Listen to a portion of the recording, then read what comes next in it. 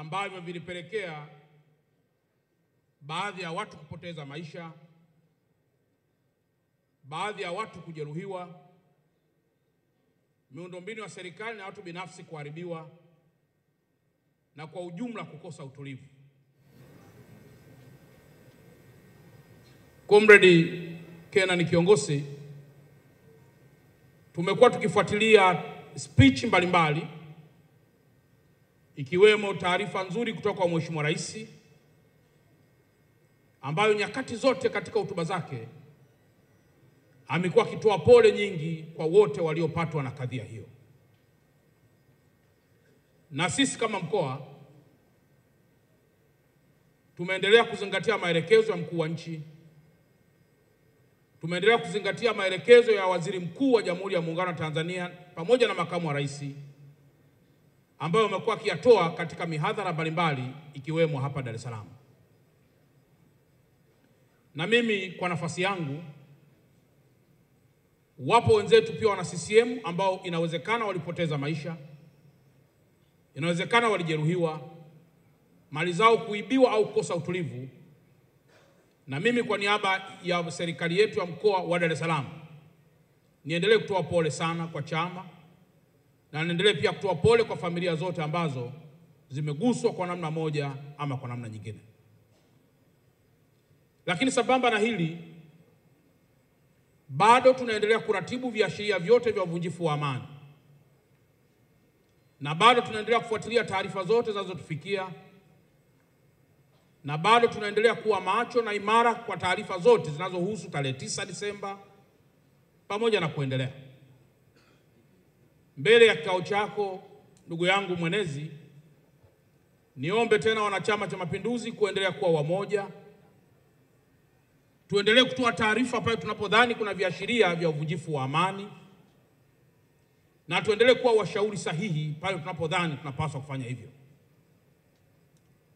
Sisi kama serikali tumeendelea kusikiliza taarifa, manung'uniko, hisia pamoja na mambo yote ambayo makundi kadhaa wanayaelekeza serikalini.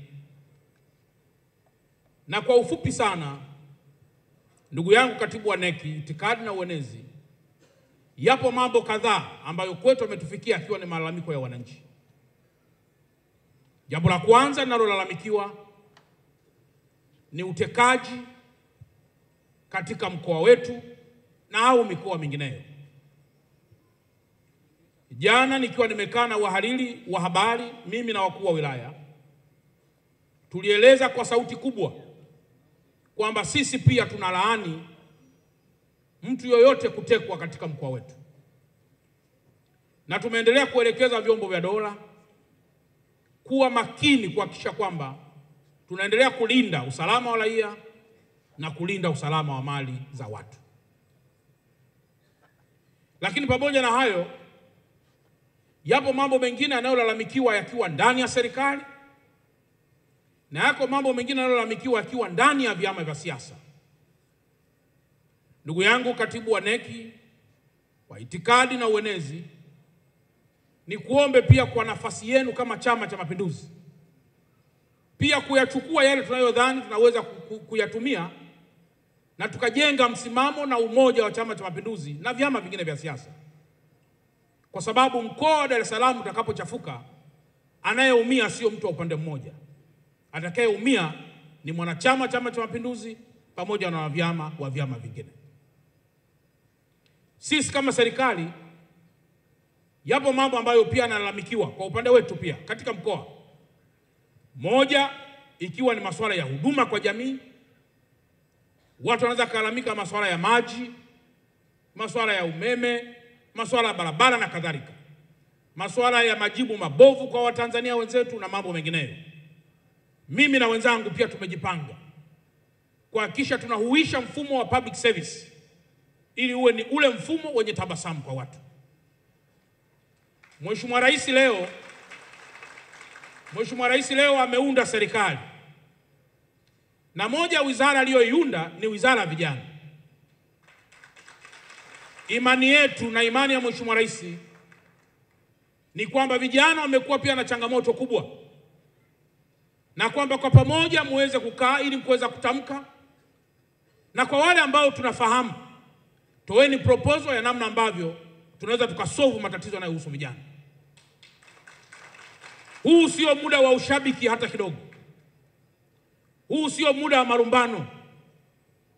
Huu sio muda wa kunyoshiana vidole. Uchaguzi umekwisha, chama kimeshinda. Chochote kilichoshinda kwenye ngazi ya udiwani au ngazi ya ubunge, saidieni serikali pia tujenge mustakabali mmoja wa nchi yetu. Kabla ndugu yangu Kenani hajaamua kuja hapa, wanachama Chama cha Mapinduzi mlikuwa mnaogopa hata kuvaa hizi nguo mlizovaa. Lakini leo naomba niseme neno la shukrani kwamba ujio wa katibu mwenezi hapa wa itikadi na uenezi umeuisha pia Chama cha Mapinduzi kuondokana na uoga na hofu, ili muendelee kuwa wanachama hai. Lakini sharti namba moja, tukaunganishe chama chetu ndani, ili chama na serikali, chama na vyama vingine vyote vya siasa viendelee kuwa wamoja. Nihitimishe kwa kusema, inawezekana kipo chama cha siasa chenye mawazo yake. Inawezekana ipo taasisi ya dini yenye mawazo yake. Inawezekana ipo taasisi ya elimu yenye mawazo yake.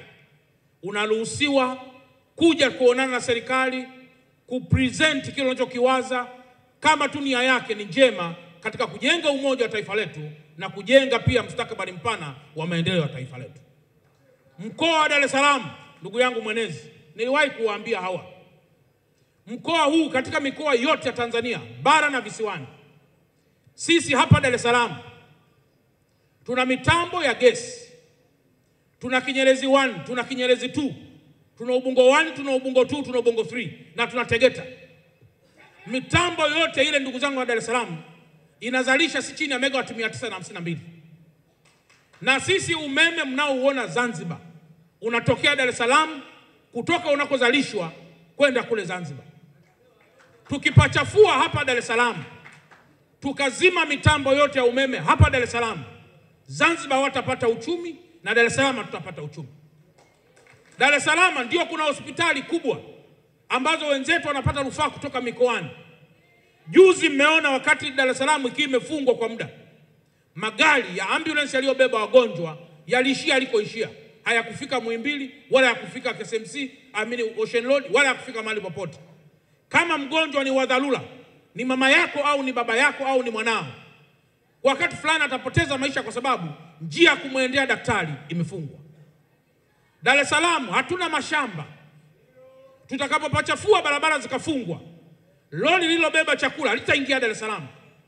Lori lililobeba nyama halitaingia Dar es Salaam.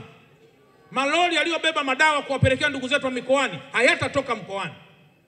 Tuache ushabiki, tujenge taifa moja.